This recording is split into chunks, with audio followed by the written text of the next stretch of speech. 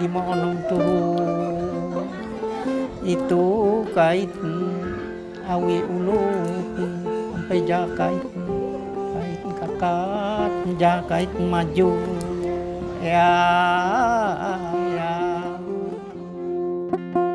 Kalau pagi bangun motong karet, menyadap karet sampai selesai, istirahat siang, kemudian pergi ke ladang. Laki-laki dengan perempuan itu sama kerja. Juga pembagian harta itu sama. Jadi tidak ada yang laki-laki lebih banyak atau perempuan lebih banyak. Jadi semua dapat bagian. Kalau harta warisan itu aruh namanya, aruh mamali mate.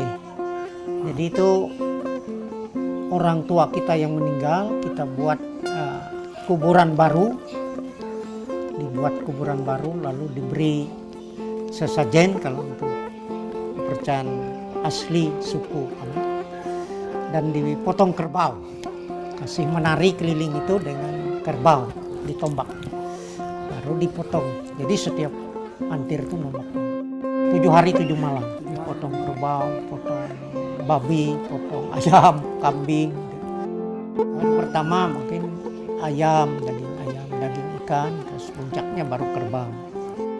Kawin ada yang lebih rendah membatur, jadi itu bisa yang lebih rendah, jadi tidak sampai potong kerbau, bisa 1 hari cukup atau paling lama 3 hari.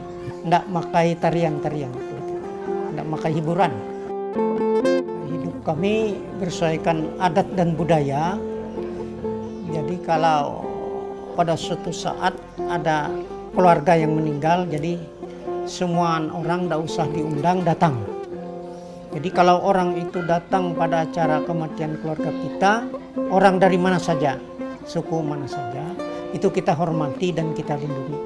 Karena artinya dalam kita berduka cita, ada orang yang mau melayat. Nah, kalau kawin kan itu diundang. Jadi disitulah nilai yang paling tinggi. Sehingga orang itu artinya harus kita tolong dan lindungi. Memang ada perubahan ekonomi karena lancarnya hubungan jalan, sehingga harga kebun kita bisa langsung, buah-buahan langsung orang datang membeli kebun-kebun kita, jadi meningkat ekonomi. Jadi sehingga ada yang rumah panggung diganti dengan rumah kayu, ada beli. Tapi kalau adat dan budaya kami tetap kami pertahankan itu, bagaimana cara kehidupan kita, adat istiadat kehidupan, hidup rukun damai itu yang menata kehidupan itu.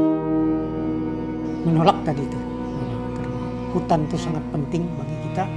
Kemudian hutan sawit kan hutan satu tanaman, jadi tanaman lain, tumbuhan lain yang berguna habis. Mungkin 20-30 tahun sungai-sungai, sumur menjadi kering, tandus. Menjadi tandus itu yang ditakuti kita, sehingga anak cucu kita masa depannya kemana. Media, televisi, dari radio, dari surat kabar, kabar kita baca, kita dengar, ngobrol-ngobrol dengan orang-orang yang mencintai alam. Satu, pertama, jangan menjual tanah kita. Kemudian tanah kita harus dikelola dengan baik. Kemudian kita harus tetap memegang teguh budaya kita. Contohnya, jangan kita menolak tambang dengan mencari usaha lain. Terutama dengan budaya, itu menarik para wisatawan supaya menjadi nilai tambah. Jadi kuliner, buah-buahan, apa itu kami tanam supaya menarik wisatawan, juga anyam-anyaman, ukir-ukiran nanti akan kita terus tingkatkan sehingga tidak merusak hutan. Jadi kita ada hasil kita menolak sesuatu, tapi kita harus membawa jalan keluar untuk masa depan anak cucu kita sehingga mereka bisa juga sekolah atau kuliah.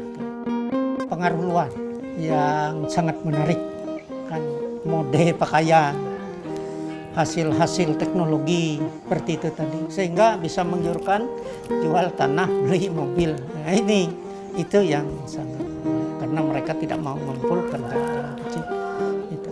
Kalau terpikat oleh hidup orang sekarang yang ya seolah-olah barang baru menjadi hebat, menjadi tren kalau bahasa sekarang. Nah ini ya, itu yang sulit dibendung kita.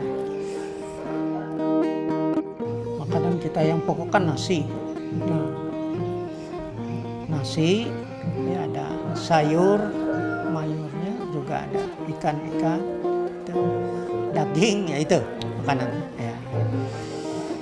Itu yang pokoknya yang aslinya. Itu yang apa dalam pais itu yang enak di apa ketupang bahasa banyak atau selasak. Yang dalam buluh itu yang enak. Mau kami pamerkan itu yang makanan yang enak.